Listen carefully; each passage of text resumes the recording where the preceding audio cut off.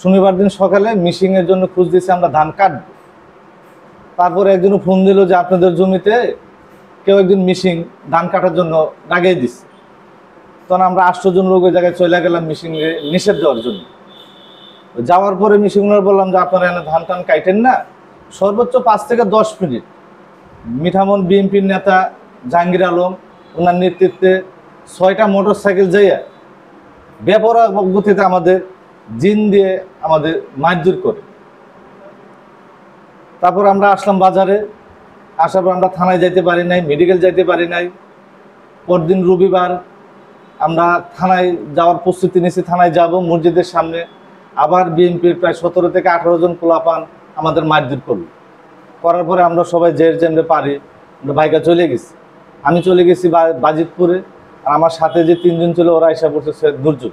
মানে এটা আমরা সঠিক বিচার চাচ্ছি। আমরা গরিব মানুষ, আমরা ক্ষেত আবাদ করার জন্য জমা নিলাম, আমরা যেন সঠিক বিচারটা পাই, এটাই আমাদের দাবি। আর যার কাছ থেকে আমরা জমি জমা নিলাম, আপনারা কষ্ট করে মিঠামন যাবেন, ভূমি অফিসে, নায়েব অফিসে তদন্ত করবেন মূলত ওর জমি কিনা। আমরা যার কাছ থেকে জমিটা নিলাম, নায়েব অফিসেও পাবেন ওনার নামে এই সম্পদগুলো। আমাদের সাথে কোনো সূত্রতা ছিল না। আমরা ওই যে মালিকের জমিগুলো আমরা নিলাম, ওই মালিকের সাথে এদের বিরোধ। আমরা কেন জমিটা নিলাম এই আমাদের সাথে এই বিরোধ।